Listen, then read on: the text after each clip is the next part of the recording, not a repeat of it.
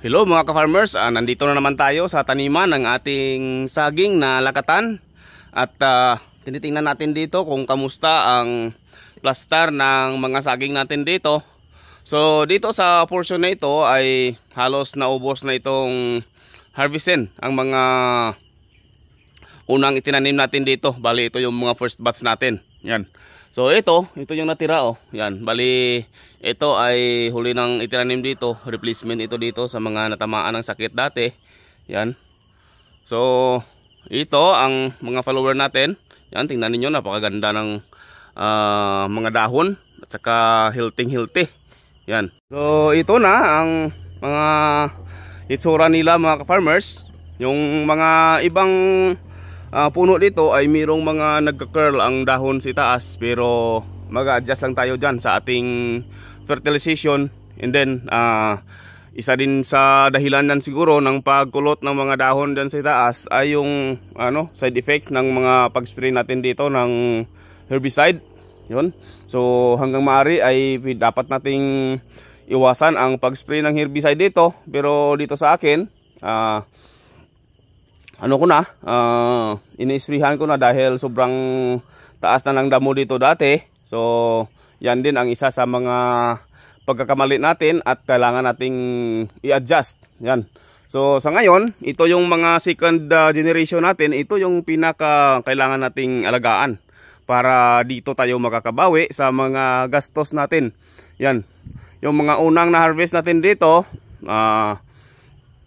goods na yon.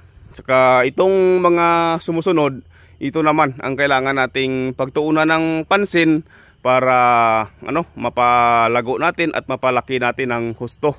Yan. Dito sa iba, itong unang na-harvest na dito, ito yung unang na-harvest. At tingnan ninyo ang laki ng puno ng kanyang second generation. Yan. Ito yung follower niya. Yan.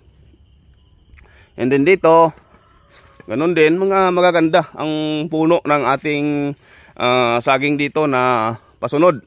Ito ang alagang Growers Bet 1000 plus foliar fertilizer. So hindi natin nakamit ang ganitong ganda ng saging kung hindi dahil sa Growers Bet 1000 plus foliar fertilizer.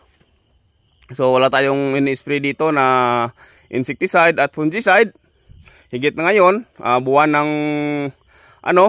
ng sigatuka talaga, ang buwan ng September. Yan. So kailangan nating paghandaan ang buwan na yan. So kailangan nating patibayin ang resistensya ng ating mga tanim laban sa sakit. So ito yung mga pasunod natin dito.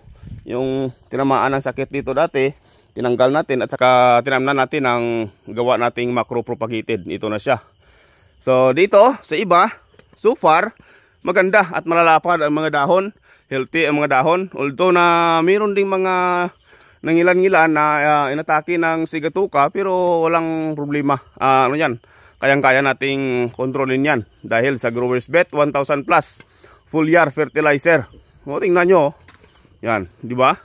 Mga dahon, ibang-iba talaga ang itsura ng dahon ng saging na alagang Growers Bet. Ito, tingnan nyo, napaka kintab ng kulay ng kanyang dahon. Di ba? So dahil sa Growers Bet 1000 plus mga ka-farmers ay hindi na tayo matakot sa mga sakit ng saging dahil sa ibang lugar dyan sa area ng Mindanao, tested and proven na talaga na nakakatulong itong Growers Bet 1000 plus sa mga sa pag-prevent ng mga sakit ng saging tulad ng panama, ng bansitap, saka yung mga sigatuka. Yan. So ito yung mga ibang hindi na harvest pa dito. Yan lulusog ng bunga di ba? Lulusog ng bunga ng saging na ginamitan ng Growers Bet 1000 plus foliar fertilizer. Yan. So ito yung mga sumusunod natin. Yan. Marami ang nagsasabi na mahirap daw alagaan ang second generation ng ating mga saging. Pero siguro depende yan sa pag-alaga at depende sa ina-apply natin ng mga in-spray dito tulad ng foliar, insecticide, fungicide. Pero sa akin, Growers Bet 1000 plus full year fertilizer lang, goods na, wala nang ibang hinahalo. Yan. So nakamit natin ang magandang plaster ng saging dahil lang sa Growers Bet 1000 plus full year fertilizer.